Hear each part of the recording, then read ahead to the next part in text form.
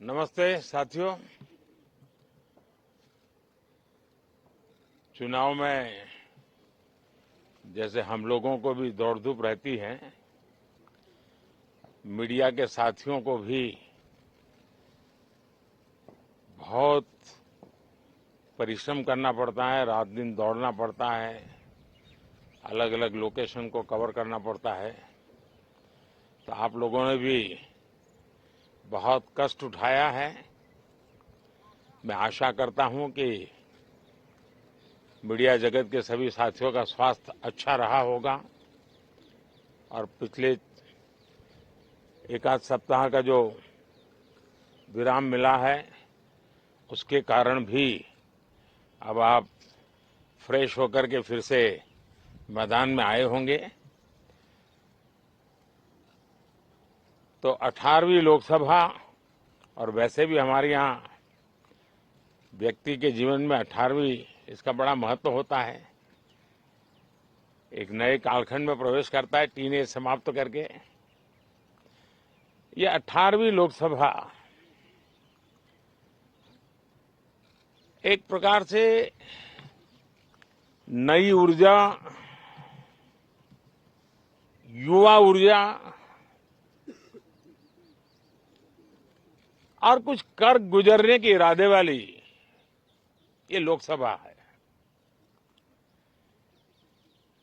और आजादी का अमृत महोत्सव के बाद का ये पहला चुनाव है। और एक प्रकार से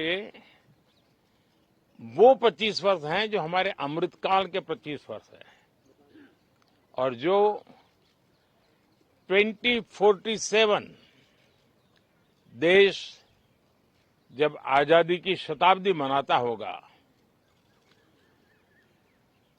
एक प्रकार से उन सपनों को साकार करने का एक बहुत महत्वपूर्ण पड़ाव ये 18वीं लोकसभा है। साथियों, एनडीए सरकार को तीसरी बार देश की सेवा करने का देशवासियों ने आदेश दिया है, अवसर दिया है। मैं देशवासियों का फिर से एक बार ये अवसर देने के लिए हृदय से आभार व्यक्त करता हूं। और मैं देशवासियों को विश्वास देता हूं कि पिछले 2 टर्म में जिस गति से देश आगे बढ़ा है, समाज के हर क्षेत्र में परिवर्तन साफ साफ नजर आ रहा है। 25 करोड़ लोगों का गरीबी से बाहर आना, ये अपने आप में हर भारतीय के लिए बड़ा गर्व का विषय है। और मैं देशवासियों को विश्वास दिलाता हूं कि 18वीं लोकसभा में भी, हमारे 5 साल के कार्यकाल में भी, हम उसी गति के साथ, उतने ही समर्पण भाव से देश की आशा आकांक्षाओं को पूर्ण करने में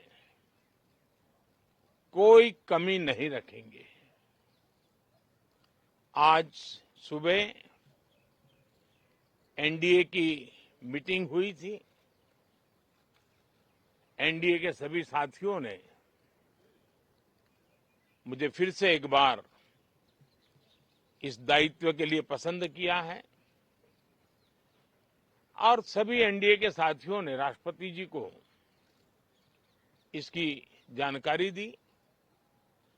और राष्ट्रपति जी ने मुझे अभी बुलाया था और मुझे प्रधानमंत्री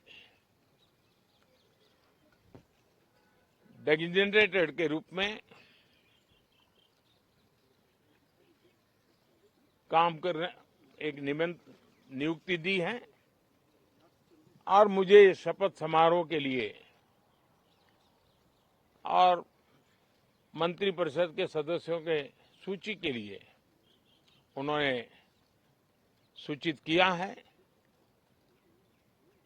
मोटे तौर पर मैंने राष्ट्रपति जी को कहा है कि हमें 9 तारीख शाम को सुविधा रहेगी।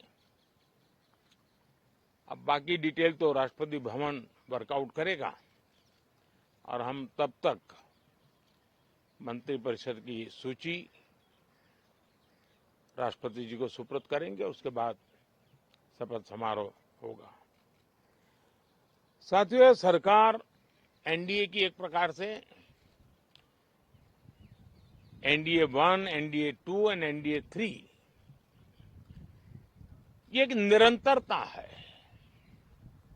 और हमारे संकल्पों को लेकर के, सुशासन के प्रति हमारी प्रतिबद्धता को लेकर के और देश के सामान्य जन के सपनों को पूरा करने के प्रयास के रूप में इस निरंतरता को हम और अधिक ऊर्जा के साथ और अधिक व्यापक विजन के साथ आगे बढ़ाएंगे और समय सीमा में लक्ष्यों को प्राप्त करने का हमारा प्रयास रहेगा। 2014 में मैं बहुत नया था। मुझे अब एक लंबे समय तक इस कार्य का अनुभव मिला है, हमारी टीम को अनुभव मिला है और इसलिए हमारे लिए अब